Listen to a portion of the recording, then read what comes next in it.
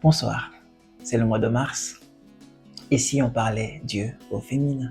La prochaine mère des 12 tribus que nous allons voir aujourd'hui s'appelle Asnath. Asnath représente l'ouverture aux gentils, les païens ou les nations.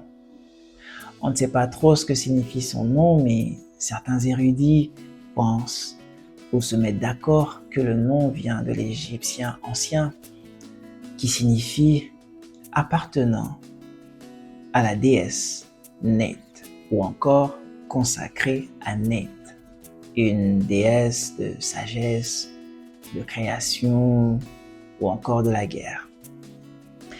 Elle est fille de Potiphéra, un prêtre égyptien.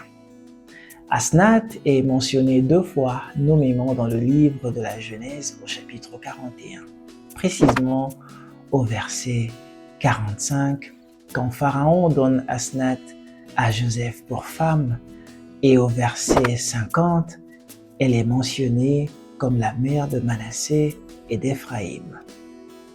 C'est une figure féminine silencieuse, elle n'a jamais parlé dans la Bible. Ce qu'on sait d'elle, elle est africaine, d'origine égyptienne et épouse de Joseph. Elle est mère de Manassé et d'Éphraïm, 2 des 12 tribus d'Israël. Rappelez-vous que Jacob ou encore Israël de son nom nouveau avait 12 fils. Lors de la distribution de l'héritage, les Lévites n'avaient pas de droit car ils étaient consacrés pour le service. De plus, vous remarquerez que la tribu de Joseph n'existe pas. C'est ainsi que Manassé et Éphraïm seront intégrés comme 11e et 12e tribus. Peut-être que nous développerons ce point si l'opportunité se présente. Revenons à Asnath. Elle est une figure silencieuse dans les récits de la Genèse et même de la Bible. Mais son rôle ne peut passer inaperçu. Elle symbolise l'intégration des nations, les gentils, dans le plan de Dieu. Israël s'élargit au-delà de ses frontières ethniques. Manassé et Éphraïm deviennent tribus en Israël par un acte officiel d'adoption et de bénédiction accompli par Jacob. Dans le livre de la Genèse, au chapitre 48, Joseph présente ses 2 fils à son père Israël, autrefois Jacob. Israël déclare « Éphraïm et Manassé seront à moi, comme Ruben et Siméon. » Il les adopte légalement comme ses propres fils. Qu'est-ce que cela change? Normalement, les tribus d'Israël proviennent des 12 fils de Jacob. Mais ici, Joseph reçoit une double part d'héritage. Sa part est celui de Lévi. Les 2 fils remplacent donc Joseph dans la liste tribale. Ainsi, il n'y a pas de tribu appelée Joseph dans la répartition territoriale.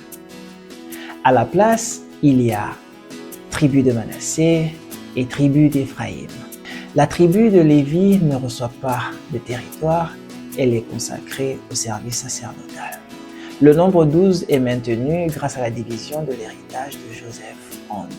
Joseph a donc reçu la double portion malgré la souffrance qu'il a vécue. Ses enfants, nés en Égypte d'une mère étrangère, Asnath, deviennent pleinement intégrés à Israël. Jacob croise les mains et donne la bénédiction principale au plus jeune Éphraïm, montrant que Dieu agit au-delà des conventions humaines. Asnath symbolise les nations et Joseph, c'est le type parfait de Christ dans son parcours. C'est Christ qui se marie à l'Église, une épouse qui sort des nations, pas du peuple d'où il, le Christ, est tiré. Asnath n'est pas une figure dont on parle souvent, mais par elle, une nouvelle chose est introduite. Par elle, Dieu donne un avant-goût d'une chose qu'il s'apprêtait à faire. Et des millénaires plus tard, on verra cela se réaliser. L'Afrique a toujours été dans le plan.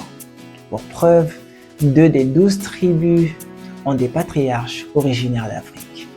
Ils y sont nés, c'est la terre de leur mère et leur papa y a passé sa vie. Mais notons que son symbole va au-delà des frontières de l'Afrique. Asnat représente les nations. En elle, je veux dire, les nations sont représentées. Cette histoire nous apprend aussi qu'on peut ne pas vous citer ou encore se rappeler de vous, mais le rôle que vous jouez demeurera déterminant. On peut oublier votre nom, mais vos œuvres parleront plus fort. Écrivez-nous en commentaire et dites-nous aussi ce que vous inspirent ces personnages ou figures féminines de la Bible. Nous serons heureux d'apprendre de vous. Que Dieu vous bénisse.